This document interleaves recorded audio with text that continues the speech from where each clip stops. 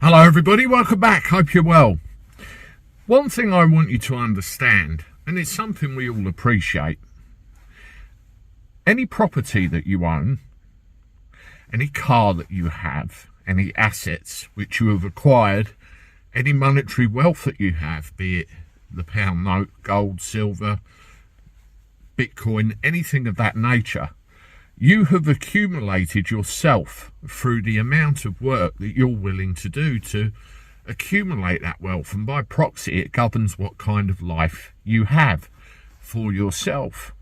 For example, me, I have an amount of money in the bank, I have a couple of cars, I live in a rented house, granted, but you know, all of those things that I have, I've accumulated through my own work.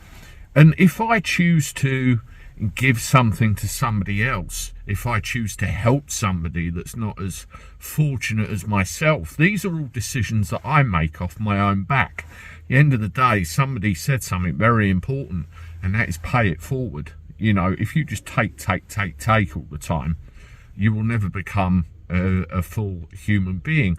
It's a fact of life. Now, what I've just described to you really is the fact of living in a capitalist society, as I'm sure we can all agree. Part out there, one of the things that we have an issue with is socialism. The whole socialist model of doing things, the whole redistribution of wealth. So if somebody goes and earns 20 quid, and somebody earns nothing, I'm going to take some of that off of you and give it to you so everybody's equal. That kind of arrangement doesn't work too well.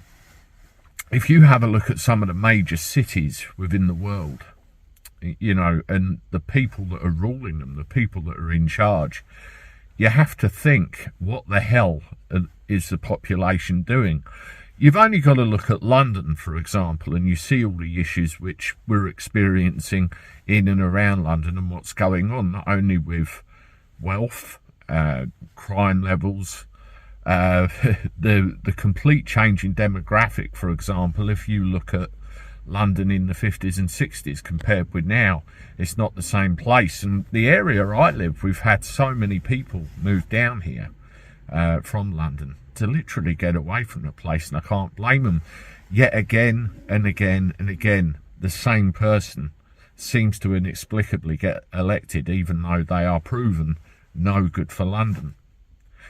Let's move across to New York. Now, I keep an eye on New York because I have friends in New York. One of the things I watch is the mayoral elections. You know, who's going to be mayor of New York City. And this election and the election before, I've seen some fairly good candidates who have said the right things, you know, about law enforcement, about the citizenry, about wealth generation, the streets, keeping the jobs open. All of these things have been absolutely wonderful. Yet the last mayor of London, mayor of New York rather, yeah, I could say a thing or two about that, but that's very well documented. Go and have a look. You've got the mayor of London now, say London again, mayor of New York now, who has just come in. And there were very big alarm bells there throughout the campaign. I will say, though, at least he was honest about what he was going to do. If you vote for me, this is going to happen. But, and this is a very big but, it's a very socialist kind of attitude towards everything and everybody with what he was saying. Now, this individual actually won the election.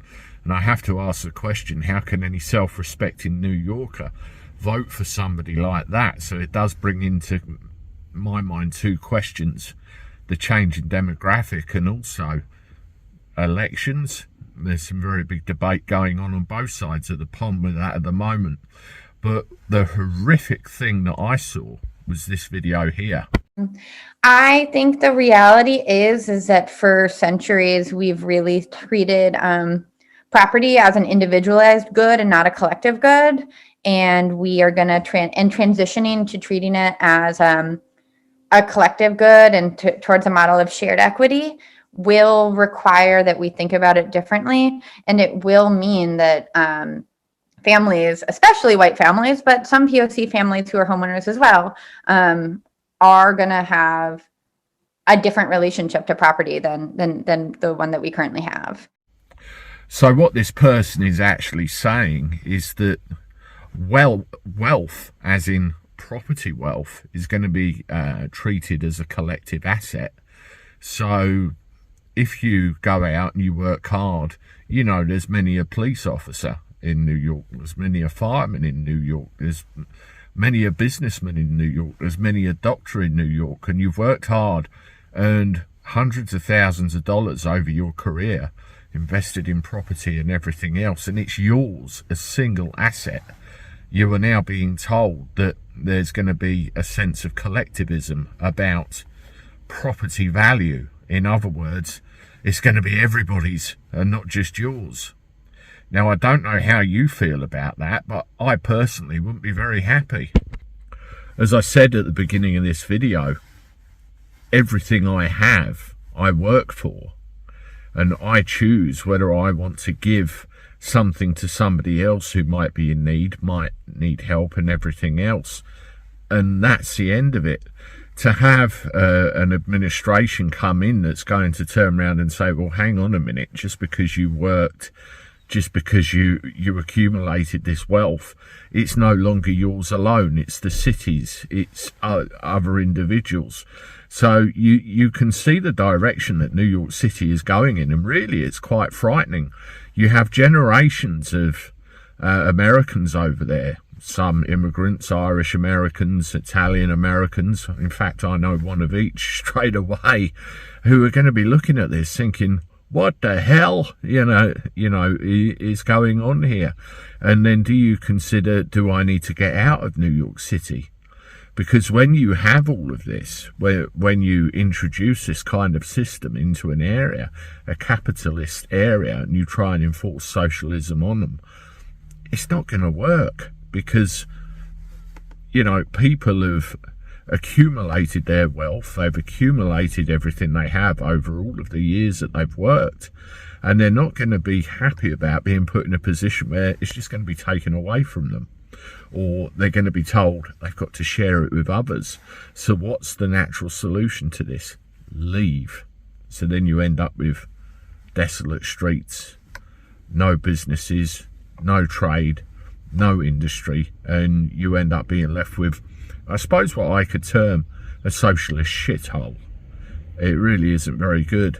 Just to finish, we have an issue here in the area where I live. We have loads and loads and loads of houses being built, being put up pretty quick actually, around shopping centres and all this sort of thing. And do you know the target? Do you know who they want to put in them? It's not local people. It's this collectivism again, this communism, for want of a better word. Now, I've seen everything that's been going on in America, Venezuela and everything else, and I think big things are going to happen this year. I really do. We'll have to see. But for now, New York is doomed if it carries on this way. Let me know what you think in the comments. If you are a New Yorker, I'd appreciate your feedback. And good to see you. If you're on YouTube, subscribe to the channel. If you're on X, give me a follow there. Hit the like button in any event. Leave comments, share my stuff, and I'll talk to you soon. Toodaloo.